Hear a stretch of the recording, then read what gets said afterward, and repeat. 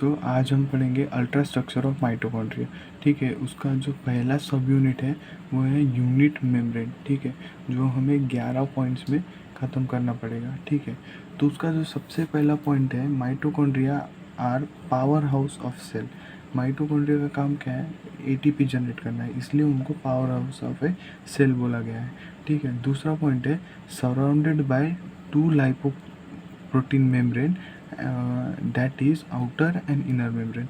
जो 2 लेयर होती है वो किससे बनी होती है? लाइप प्रोटीन से बनी होती है। ठीक है, फिर उसका third point, each membrane is 50 to 60 angstrom in thickness. In membrane की थिकनेस जो है, ठीक है, विड्थ जो है वो है 50 to 60 एंगस्ट्रॉम। ठीक है, और इनकी स्पेस बिटवीन 2 मेम्ब्रेन, मतलब वो दोनों मेम्ब्रेन की बीच में जो स्पेस है वो है 80 से लेकर 100 एंगस्ट्रॉम तक, मतलब 80 to 100 एंगस्ट्रॉम तक उनके दोनों में स्पेस है। ठीक है, दोनों आउटर और इनर में। और इन दोनों की जो स्पेस है, space between 2 membrane is called outer chamber. ठीक है, वो जो 2 लेयर है, आउटर मेम्ब्रेन इनर मेम्ब्रेन, इसके बीच की जो स्पेस है उसको क्या बोलते हैं? Space between membrane is called outer chamber. ठीक है, और आउटर स्पेस और प्री माइटोकॉन्ड्रियल, ठीक है, प्री माइटोकॉन्ड्रियल स्पेस, ये सब बोला जाता है। ठीक है, और इनमें वो वाटरी सब्सटेंस, वाटरी फ्लूइड भरा हुआ होता है। ठीक है, outer membrane, so outer membrane is smooth and continuous. जो इसकी आउटर मेम्ब्रेन है वो कैसी है? स्मूथ और कंटिन्यूस है। ठीक है, आउटर मेम्ब्रेन कैसी है? परमिएबल है। ठीक है, स्मॉल मॉलिक्यूल और सॉल्यूट्स को पास होने देती है। ठीक है, फिर आते हैं inner membrane is highly folded. ठीक है, इनर मेम्ब्रेन कैसी होती है? Highly folded into number of fingers like projection is known as Christie.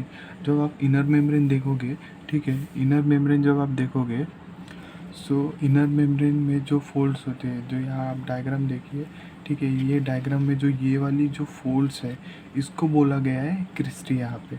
ठीक है, जो इनर लेयर में फोल्डिंग्स होती है, नंबर ऑफ फोल्डिंग्स होती है, उसको बोला गया है क्रिस्टी।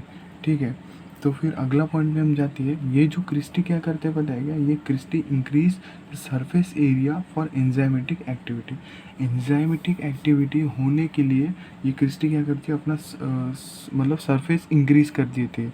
ठीक है, जिससे इजीली एंजाइमेटिक एक्टिविटी हो जाती है।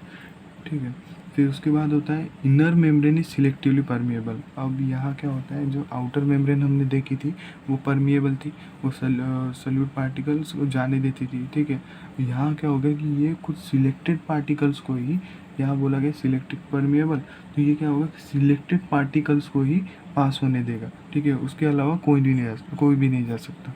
ठीक है, फिर उसके बाद space bounded by inner membrane is called inner chamber और इनर मेम्ब्रेन स्पेस। जो इनर मेम्ब्रेन जो स्पेस बनाई होती है उस स्पेस को बोला जाता है इनर चेम्बर और इनर मेम्ब्रेन स्पेस। तो ये था आपका अल्ट्रा स्ट्रक्चर ऑफ माइटोकॉन्ड्रिया का पहला सब यूनिट, जिसमें हमने पूरे के पूरे 11 पॉइंट कवर कर दिए हैं। ठीक है, यहाँ स्टार इसलिए लगाया है क्योंकि यहाँ अगर बाई चांस कहीं पूछ ले कि क्रिस्टी क्यों बनी है, तो क्यों बनी है? क्रिस्टी क्या करती है? इंक्रीज करती है surface area for enzymatic activity. Enzymes की एक्टिविटी होने के लिए मतलब ईजीली होने के लिए वो एरिया बड़ा करती है, कौन? क्रिस्टी।